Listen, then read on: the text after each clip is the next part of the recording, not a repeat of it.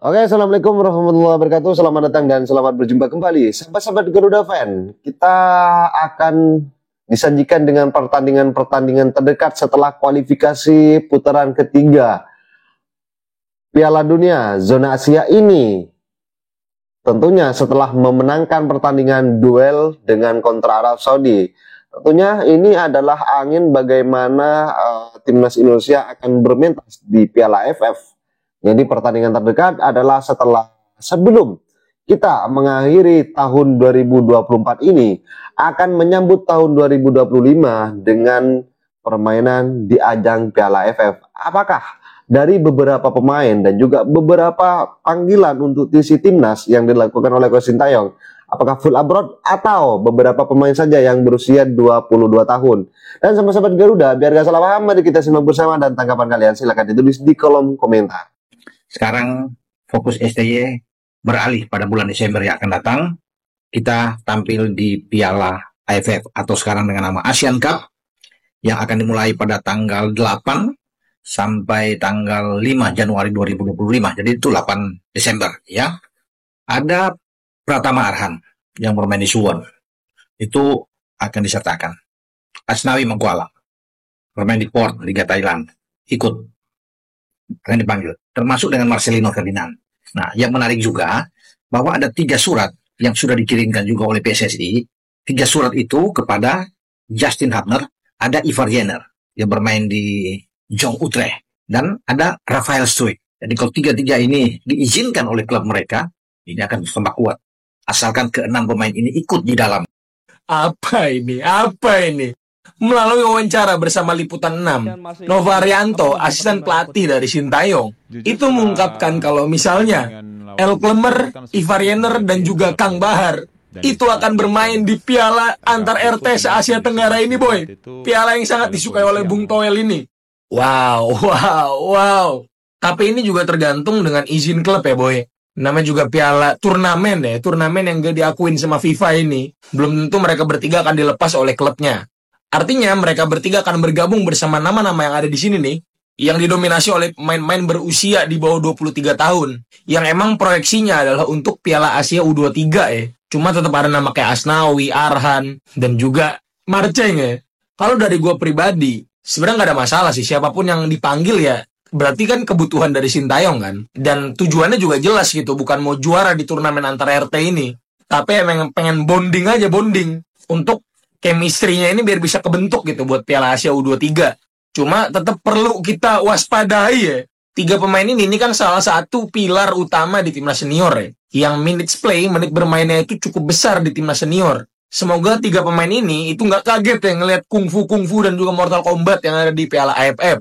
Apalagi kita kan segrup sama Vietnam kan. Ya semoga mereka nggak kena cedera yang aneh-aneh. Karena gimana pun 4 pertandingan ke depan di FIFA Matchday kita sangat membutuhkan 3 pemain ini. Breaking news guys, timnas Indonesia berpeluang langsung naik ke peringkat 119 dunia asal bisa juara Piala AFF. Lah kok bisa bang, emang Piala AFF dapat poin FIFA? Bukannya AFF nggak masuk agenda FIFA ya? Iya memang Piala AFF ini nggak masuk dalam agenda FIFA, tapi tetap mendapatkan poin FIFA di setiap pertandingannya. Jadi jika timnas Indonesia mampu juara Piala AFF kali ini, itu timnas Indonesia bisa mengumpulkan hingga 18,52 poin. Poin full yang didapat di Piala AFF itu sama dengan poin timnas Indonesia waktu menang melawan Arab Saudi. Dimana ketika kita menang melawan Arab Saudi kemarin kita mendapatkan 19,16 poin. Jelas kalau misi ini sukses, secara tidak langsung timnas Indonesia semakin dekat dengan peringkat 100 besar dunia, sesuai dengan target dari PSSI yang diberikan kepada Coach Sintayong. Meskipun mayoritas pemain yang dibawa Coach Sintayong di Piala AFF kali ini adalah timnas U22, tapi aku pribadi masih tetap optimis guys, timnas Indonesia bisa juara Piala AFF kali ini. Kalau menurut kalian gimana? Optimis nggak timnas Indonesia bisa push rank di Piala AFF kali ini? Coba tulis pendapat kalian di kolom komentar.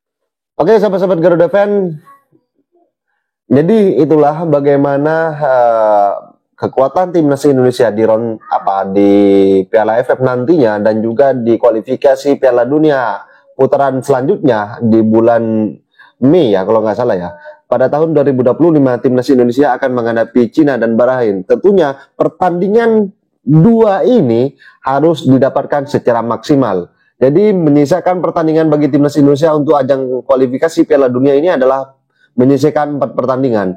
Jadi pertandingan itu harus bisa dimaksimalkan agar timnas Indonesia bisa menjaga asa lolos ke Piala Dunia. Sementara itu, mantan manajer Manchester United, Ole Gunnar Solskjaer, mengunggah foto selebrasi Marcelino Ferdinand pada laga Indonesia versus Arab Saudi.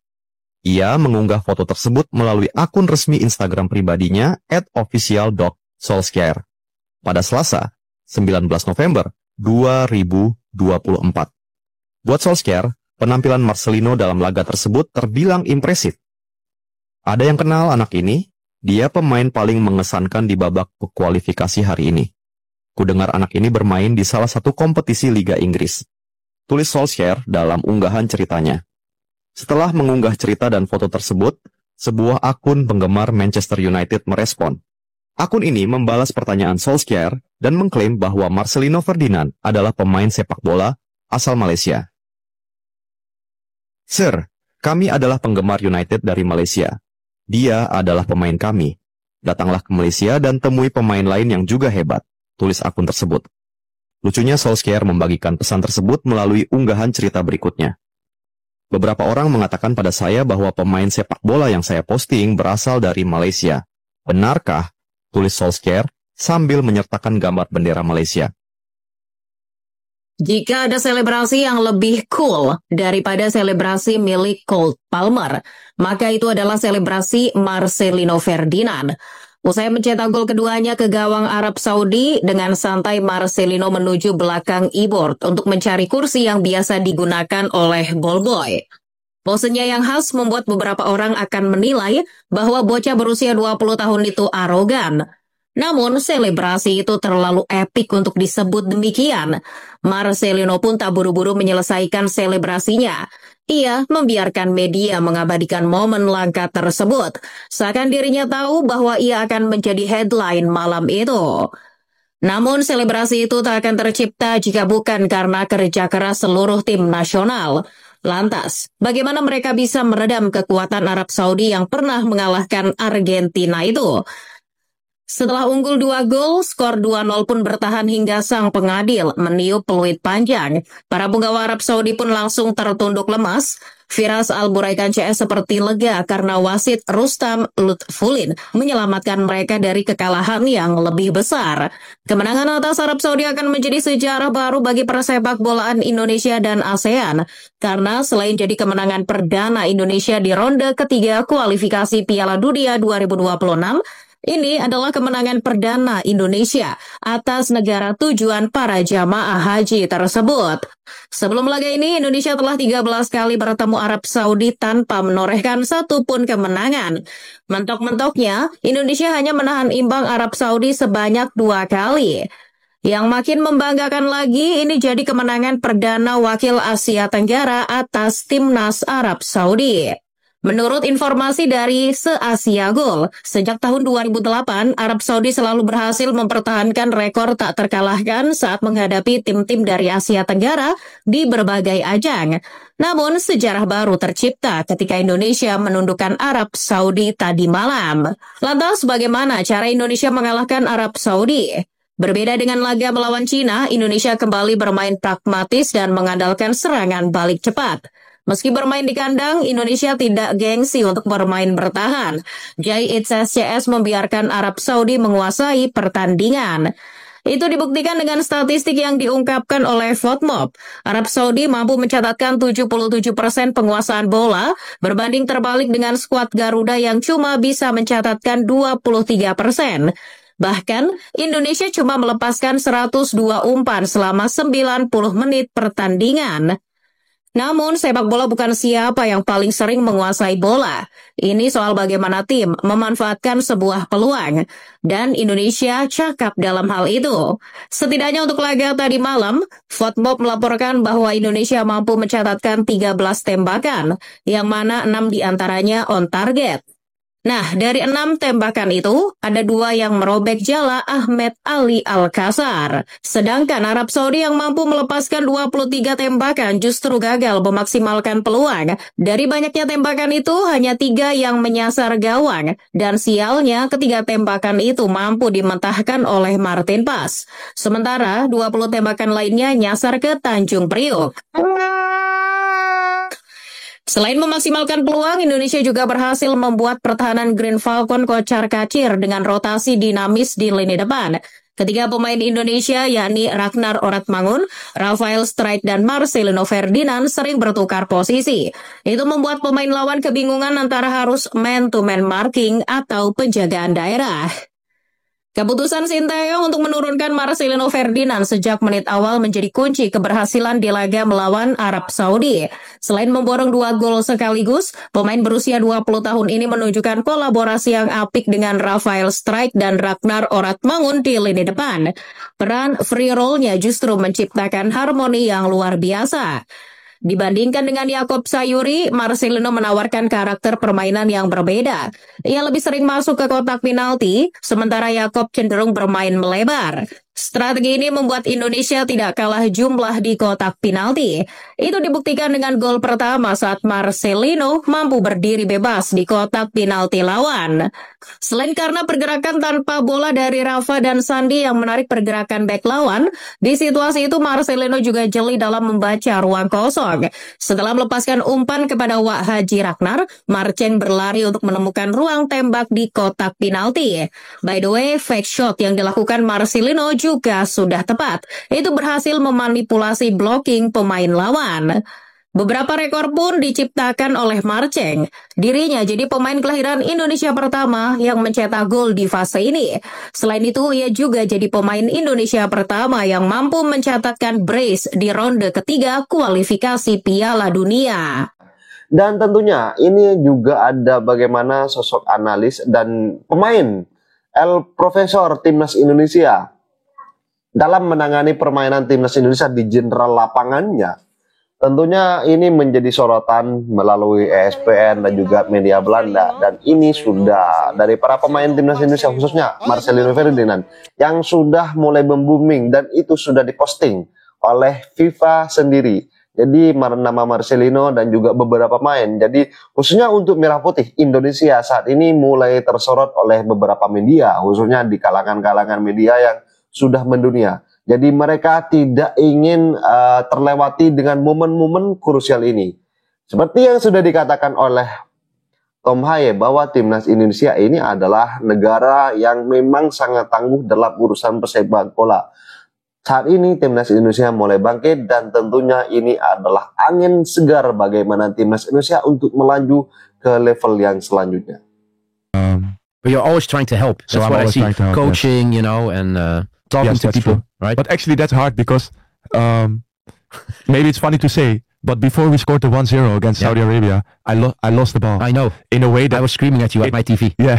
But this actually never happens to me. I Not know. in this way, that I Yeah. take too much time. You were, But- okay, for the people who didn't see it, so you were standing in the middle circle, waiting, and I was screaming. Yeah, I was just looking for the screaming at my TV. solution. I saying, "Tom, speel." So for the people that is play in Dutch, and I speel, and then the guy took the ball of you. Yeah, because in the first moment I had a lot of time. Yeah. But then someone was getting from behind and I didn't see him. But the crazy thing is, I was looking for a solution and I was still thinking I have time, so it's no problem. And then this guy came out of nowhere. So there came a sneaky guy from Saudi Arabia came behind you. Yeah, And and, he then sneaked the the ball from crazy you. thing is, like, yeah, I was like, this is not gonna happen, not like this. So I immediately tried to recover the ball, which I did. And then from this ball we got a counter attack and we scored the first goal. And the funny thing was, like afterwards we were celebrating, and I said to the guys like, hey, I didn't see him coming. And then like Rido, Jay, like all the guys around me, they said like, we were screaming, he's coming. And I said, Because I the swear? stadium or not? yes, I didn't hear anything. Yeah, but that's so difficult, I I did- think, in a stadium, right? I heard no one say anything, and they were like, but we were screaming. So sometimes you can reach the guys around you, but this was like the perfect example that sometimes Yeah. you don't, because it's just too loud. We have to discuss the game in Saudi Arabia. A great game. Again, this time I was in my apartment in Amsterdam screaming and my girlfriend was at home. It was 1 o'clock. I was sick. I was in bed. I came out for the game to watch. And then my girlfriend, the only thing she said to me, "You're sick, right?" Yeah. "What are you screaming?" I said, "Yeah, Indonesia, Tom is playing." She said, "You're sick. Easy." But before we talk about the game, I felt, and now it's easy to talk about, it's a crucial game. If you're looking at the standings in the table, Yeah. it's a crucial game. Did you feel that before or not? What was the feeling in the team? Yeah. I think everyone felt the same. Like you want to find the balance between staying calm, but also like feel the pressure as well, because it was going to be really important. And if you look at the table now, it shows exactly why it was so important. Yeah. And the thing was, I want to point out that, so I'm following a lot of Indonesia now on Instagram. One of the guys I'm following is Erik Thohir. And I saw a speech from him after the game in Japan. He was in the dressing room. And Erik Thohir, he's the guy who started this project, getting players who have a bond with Indonesia, who have Indonesian blood. And he said, "I feel responsible." I talked to the fans outside, and if you don't believe in this project, please say to me, I will step down. And I thought it was really impressive to do that, because, of course, you lose against Japan, who's a good team, but he was so disappointed, and it really, I was really impressed by the speech. You were in the dressing room, but Yeah, like I think the first moment, I think I have so much respect for someone who is as open as he is, and coming forward like that. yeah. But I think the days after also, I talked to the guys as well. I think we all feel responsible.